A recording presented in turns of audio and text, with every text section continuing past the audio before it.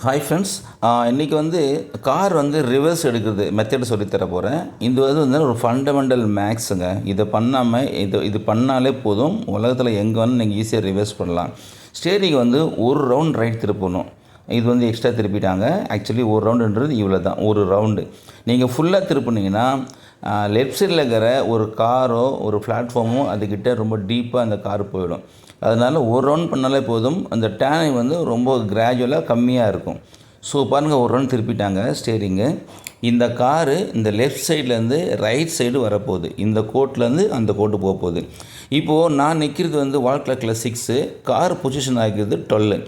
இப்போது ரிவர்ஸ் போட்டதுனால இந்த கார் ரைட்டில் வருது. இந்த ரைட்டில் வரும்போதோ நீங்கள் எக்ஸாக்டாக ஒரு 11 o'clock, அந்த 11 இருக்கு இல்லையா, அது வரைக்கும் நின்னா போதும், அதுக்கு மேலே போக வேண்டாம்.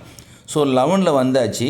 இப்போது பிரேக் அடிச்சுட்டு நம்ம என்ன பண்ணோம், ரைட் பண்ணோம் இல்லையா, இப்போ ஸ்டெடி பண்ணிடணும்.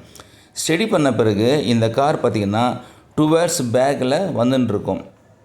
ஸோ 11க்கு ஆப்போசிட் 5.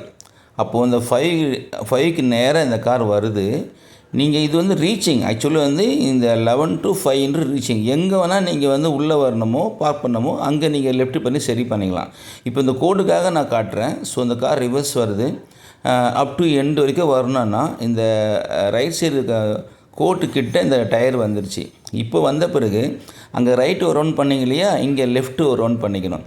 பண்ணிவிட்டு நீங்கள் வந்தீங்கன்னா அகெயின் இந்த காரு 90 டிகிரி, அதாவது இந்த பக்கம் 12 to 6 இந்த காரு பொசிஷன் ஆகும். கரெக்டாக இங்கே ஸ்டாப் பண்ணியாச்சு. ஸோ இதே மாதிரி நீங்கள் லெஃப்ட்டு போனாலும் ஒரு round left moment, steady, reaching, right, steady, இதை பண்ணால் போதும். ஸோ இந்த கார் எப்படி ரைட் சைடு வந்ததுன்னா, ரைட் பண்ணார், மூவ் பண்ணாங்க, ஸ்டெடி பண்ணாங்க, ரீச் பண்ணாங்க. ரீச் பண்ண பிறகு அகெயின் லெஃப்ட் பண்ணி ஸ்டெடி பண்ணிட்டாங்க. இதுதான் concept. All the best. Thank you.